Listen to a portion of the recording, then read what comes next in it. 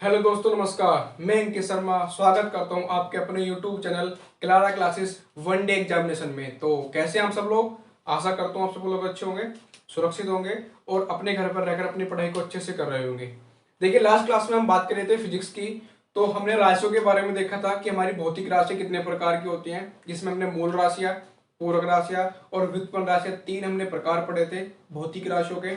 हमने देखा था कि जो मूल राशियाँ होती हैं वो 7 होती हैं हमारी, और पूरक राशियां 2 होती हैं, और व्युत्पन्न राशियां वो होती हैं जो हमारी मूल राशियों से मिलकर बनी होती हैं। तो ये सब हम बात कर चुके थे पहले। तो आज हम जो आगे देखेंगे, हमने देखा था रेडियन को स्टेरेडियन को कैसे कन्वर्ट करते हैं। थोड़ी सी एक रह गया था क्वेश्चन पीछे कि स्टेरेडियन क्या होता है। तो कुछ नहीं होता है स्टेरेडियन, मैं आपको आज बताता हूँ थोड़ा सा स्टेरेडियन के बारे में। देखो, स्टेरेडियन क्या होता है। आपने देखा था ये रेडियन था, गोला।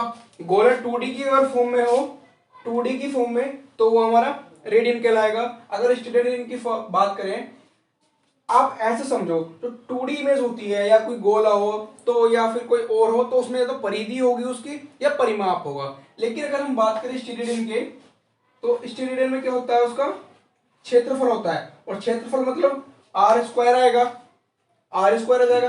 तो अगर आपसे पूछे कि एक गोले में कितने स्टेरेडियन होते हैं, तो 4 पाई, या 4 आप कहते हो कि 4 मेरे स्टेरेडियन होते हैं। सिंपल सी बात है। तो कैसे समझेंगे कि ये रेडियस, ये सेंटर है, ये इसकी रेडियस है, तो सेंटर से रेडियस का स्क्वायर जो होता है वो हमारा क्या कहलाता है, स्टेरेडियन कहलाता है।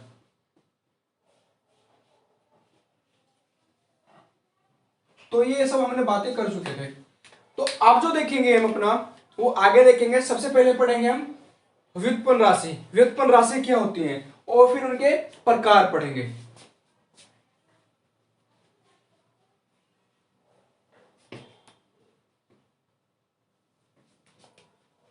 देखिए, व्युत्पन्न राशि क्वेश्चन से यहीं से पूछे जाते हैं। बहुत सारे क्वेश्चन आते हैं यहां से। व्युत्पन्न राशि कौन सी राशि होती है? व्युत्पन्न राशियां वो राशियां होती हैं जो मूल राशियों से मिलकर बनी होती है। अब मूल राशियां मैंने आपको बताया था, जैसे ये आप मूल देखेंगे, मूल राशियां, द्रव्यमान,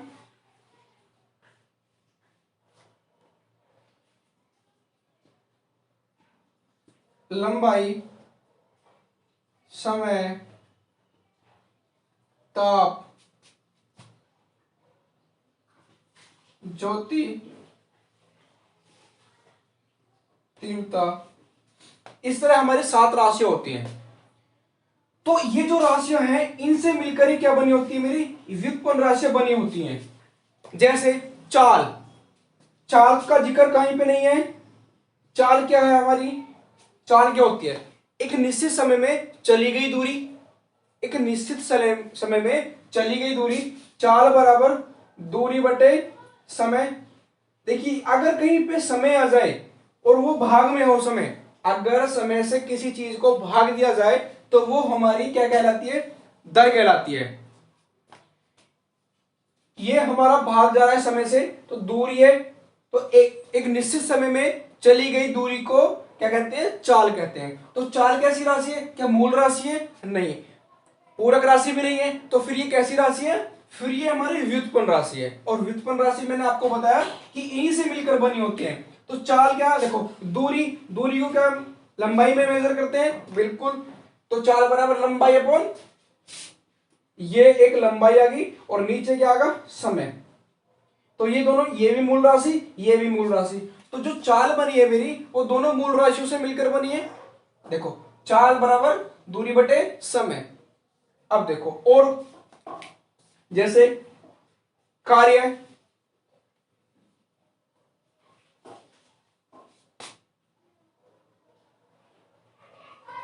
तो जितनी ये ऐसी राशियां हैं व्युत्पन्न राशियां, ये मूल राशियों से ही उत्पन्न होती हैं। या आप कह सकते हो वो राशियां जो मूल राशियों के भाग देने या गुणनफल से प्राप्त होती हैं आपस में, वो हमारी क्या कहलाती है? व्युत्पन्न राशि कहलाती है। अब कई बार एग्जाम में आपको बहुत सारी याद करने के लिए होता है कि इतनी सारी याद करनी है, 10 अदिश राशियां, सदिश राशियां, वो क्या होती है? व्युत्पन्न राशियां ये हमारी दो प्रकार में बांट जाती हैं। व्युत्पन्न राशियां को हम अपने दो प्रकार में बांट देते हैं अपनी सहूलियत के पढ़ने के लिए। होती दो प्रकार की हैं, अदिश और सदिश। व्युत्पन्न राशि दो प्रकार की होती है, एक अदिश होती है, एक सदिश होती है। एक अदिश होगी, एक सदिश होगी। अब देखिए, कोई भी भौतिक राशि को प्रेजेंट करने के लिए तीन चीजें होनी चाहिए उसमें। पहली क्या क्या होनी चाहिए, ये आप यहां पर नोट कर लेंगे, ये नोट करके लिखेंगे। किसी भी भौतिक राशि को रिप्रेजेंट करने के लिए तीन चीजें होनी चाहिए। पहला, उसका परिमाण होना चाहिए। दूसरी आपकी दिशा, देखिए परिमाण होना चाहिए, दिशा होना चाहिए। अब परिमाण क्या होता है? परिमाण होता है उसका संख्यात्मक मान, आप कह सकते हो, या न्यूमेरिकल वैल्यू, संख्यात्मक मान।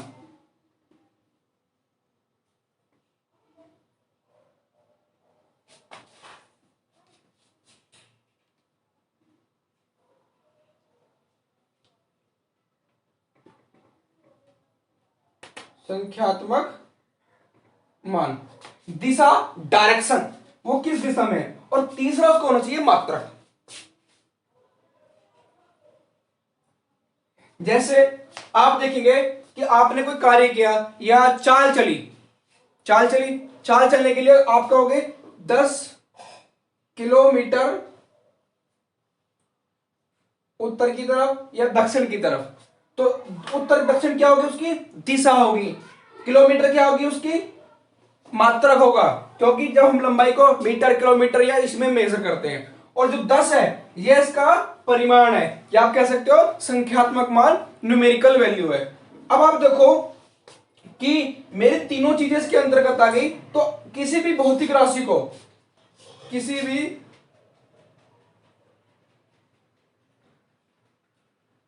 भौतिक राशि को किसी भी भौतिक राशि को रिप्रेजेंट करने के लिए तीन चीजों की आवश्यकता होती है, परिमाण की, दिशा की और मात्रक की। जिसमें तीनों चीजें हैं वो क्या कहलाएगा? अब देखिए, अब आते हैं अपना वापस अदिश और सदिश पे। जैसे आपको क्लियर हो रहा है, अदिश, अदिश मतलब नहीं, और से मतलब हाँ, ए मतलब नहीं होता है। जब आप हिंदी में पढ़ते हैं तो मुहावरे जो आपके विलोम शब्द होते हैं तो उसमें कुछ ऐसे वर्ड आते हैं। तो ए मतलब नहीं, से मतलब हाँ, मतलब जिसमें दिशा हो,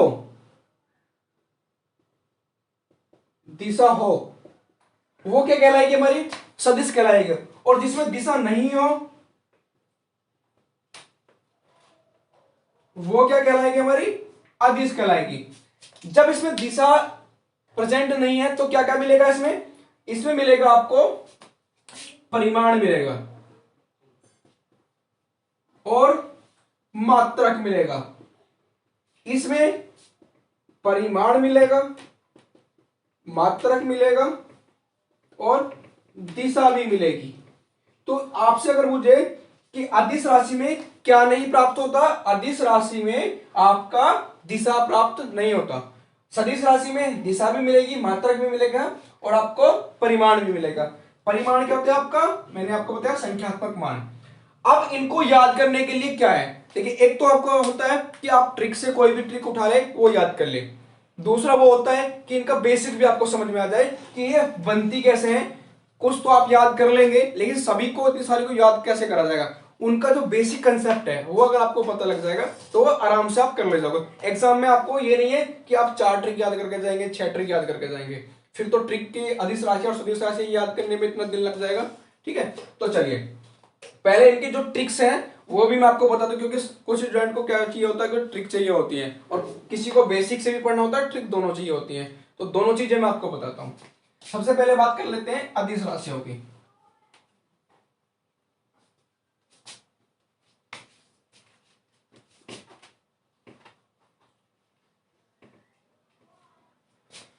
देखो, अदिश राशियां,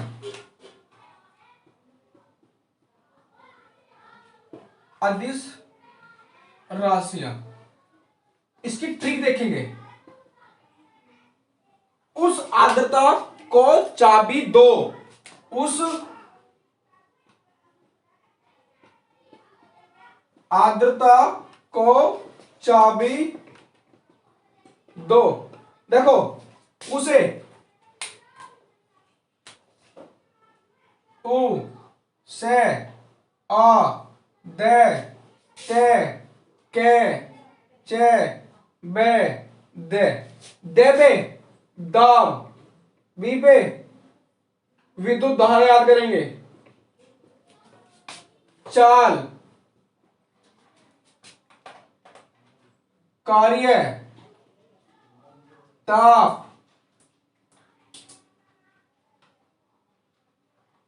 द्रव्यमान। ठीक है, उसके बाद आयतन। ठीक है, चलो, ऊर्जा, समय। तो उस आर्द्रता को चाबी दो। उस आर्द्रता को चाबी दो। ऊर्जा, आपका समय, आयतन, द्रव्यमान, ताप, कार्य, चाल, विद्युत धारा और दाब। ये सब क्या है हमारी? ये हमारी अदिश राशियां हैं। तो आपको इतनी सारी याद हो जाएंगी। 3 3 6 9 9 राशियां तो इसी ट्रिक से आपको याद हो जाएंगी। इनके अलावा मैं सदिश की ट्रिक बताऊंगा। तो एग्जाम में क्या होता है, आपको 4 ऑप्शन दे देता है। इसमें से मान लो 2 मिल गया, फिर आपका 2 बचा, उसमें से 1 मिल गया सदिश। अब आपको क्या ढूंढना है? आदिश सदिश ढूंढना। तो आपको इन दोनों में या 3 में काटना होता है ऑप्शन। ये क्या सदिश है, ये सदिश है, ये सदिश, तो ये मेरा अदिश बच गया। ये अदिश, ये अदिश, ये अदिश, ये सदिश बच गया। तो आपको क्या करना है, एग्जाम में ऑप्शन काटना होगा। ऑप्शन कब करते हैं? जब आपको बेसिक क्लियर हो और वो सब कुछ आता हो। चलिए, अब सदिश की ट्रिक देख लेते हैं, फिर इनके हम बेसिक देखेंगे। इनका बेसिक क्या है, क्योंकि अगर वो समझ में आ गया तो फिर कभी भी कोई भी डाउट नहीं होने का है।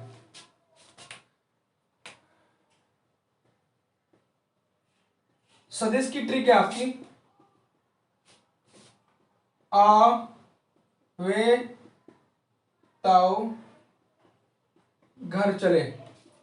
आवे ताओ घर चले। देखिए, इसमें आपको क्या क्या दिख रहा है? आ वे ताओ, विस्थापन,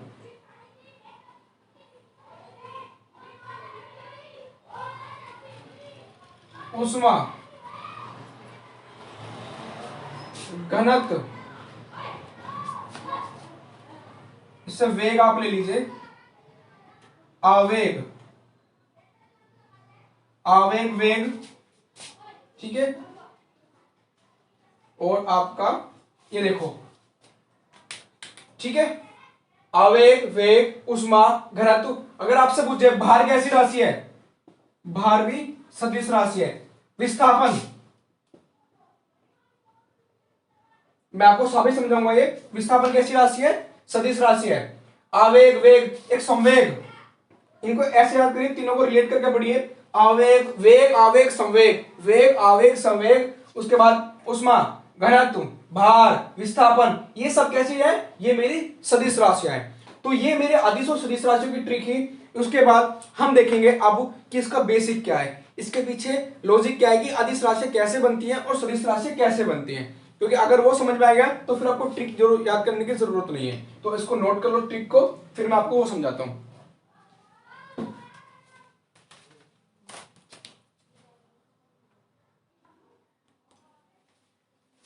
हो गया? चलिए,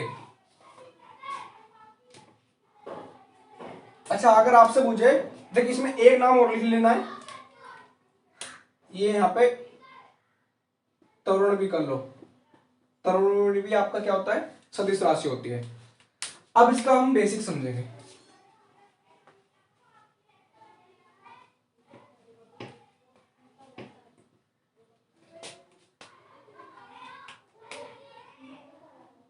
सदिश को सदिश से गुणा करो या सदिश को सदिश से भाग दो।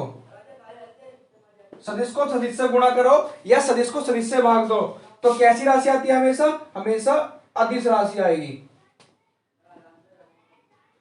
ठीक है, उसके बाद अगर अदिश को अदिश से गुणा करो या अदिश को अदिश से भाग दो तो भी अदिश आएगी आपका। सदिश को सदिश से गुणा करो अदिश राशि, सदिश को सदिश से भाग दो तो भी अदिश राशि, अदिश को अदिश से गुणा करो या अदिश को अदिश से भाग दो तो भी अदिश राशि आपकी आएगी। ये कॉन्सेप्ट बहुत काम का है, ये अगर आपको याद रह गया, ये आ गया समझ में, तो कोई भी क्वेश्चन गलत नहीं होगा अदिश और सदिश राशि का। एग्जांपल के द्वारा हम समझेंगे। अभी क्या करना है आपको, ये समझना है कि कोई मेरे सदिश राशि है और सदिश से उसको क्या करना है, मल्टीप्लाई करना है, तो हमेशा मेरे क्या आएगी, अदिश राशि। सदिश राशि है और सदिश को भाग दे दिया सदिश से तो अदिश राशि। फिर अदिश राशि है एक, दूसरी भी अदिश है, उन दोनों का मैंने गुणा करा, मेरे को कैसी राशि प्राप्त होगी, अदिश राशि प्राप्त होगी। अदिश राशि है, अदिश को अदिश से भाग दे दिया, कैसी राशि प्राप्त होगी, अदिश राशि प्राप्त होगी। इसको नोट करो, फिर मैं एक कॉन्सेप्ट और आपको बताता हूं, फटाफट इसको नोट करो जल्दी से।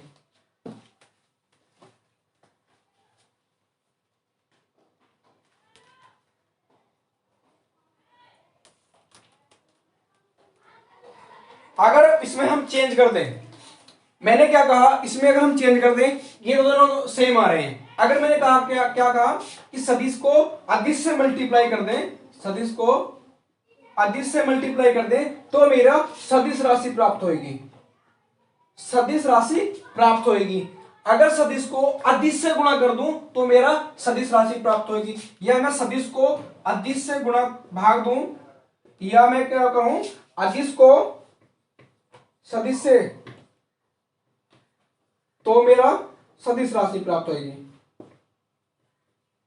ये तीन कंडीशन में आपका सदिश राशियां प्राप्त होती हैं। कब, या तो सदिश को अदिश से गुणा करो तो सदिश प्राप्त होगी, या सदिश को अदिश से भाग दो तो सदिश प्राप्त होगी, या अदिश को सदिश से भाग दो तो मेरी कौन सी राशि प्राप्त होगी, सदिश राशि प्राप्त हो जाएगी। ये तीन सिचुएशन में क्या आपकी सदिश राशियां प्राप्त होती हैं। आपने देखा कि ये जो ट्रिक है इसको अब अप्लाई करना हम सीखेंगे। ये ट्रिक नहीं है, ये इसका बेसिक है, और यहां से आप जो ट्रिक तो अपने क्या अपने मन से बनाते हैं कि इनको या ऐसे याद कर सकते हैं, इनको ऐसे याद कर सकते हैं, लेकिन जो बेसिक होगा वो बेसिक ही रहेगा। अब इसका एक दो एग्जांपल देखेंगे, ये नोट करो फटाफट।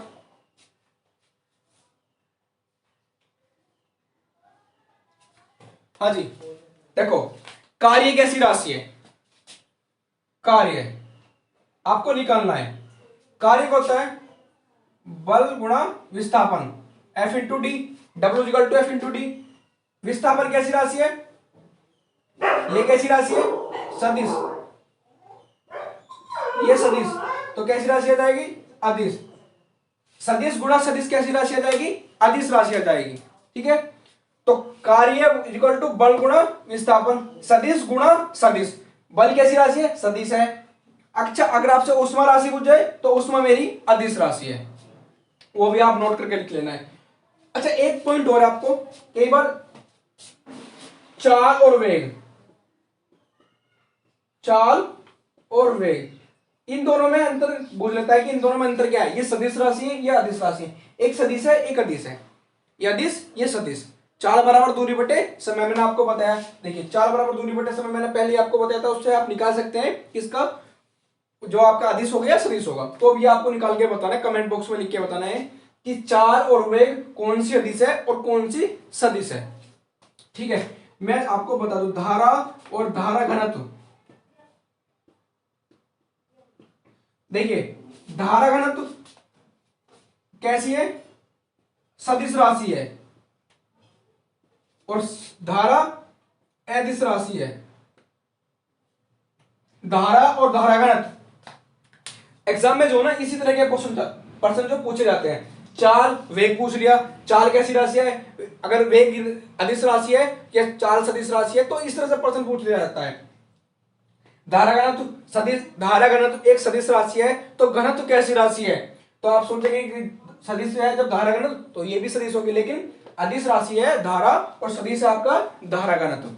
तो ये हमने आज देखा अपना अदिश और सदिश के बारे में। यहाँ से मेरे हिसाब से कोई आपका डाउट नहीं रहा होगा, फिर भी अगर आपको कोई डाउट रहता है तो प्लीज कमेंट बॉक्स में जरूर भेजिए उसको, और अच्छे से पढ़ें, नोट्स बनाएं। कॉन्सेप्ट को क्लियर लेके चले। नेक्स्ट क्लास में हम पढ़ेंगे, आगे की बातें करेंगे, जैसे 10 की घातें क्या होती हैं, मात्रक क्या होते हैं, सबसे बड़ा मात्रक लंबाई का कौन सा होता है और टाइम का कौन सा है, सबसे छोटा कौन सा है, रेडियोधर्मिता किसकी होती है, ये सब चीजें हम नेक्स्ट क्लास में देखेंगे। तब तक आप घर पर रहें, सुरक्षित रहें, अच्छे से पढ़ें। कोई डाउट या कोई क्वेरी आती है तो उसको बिल्कुल शेयर करें और क्लास को जितना हो सकता है उतना शेयर करें, ज़्यादा से ज़्यादा अपने दोस्तों को सभी तक ये क्लास पहुँचाएं। ठीक है।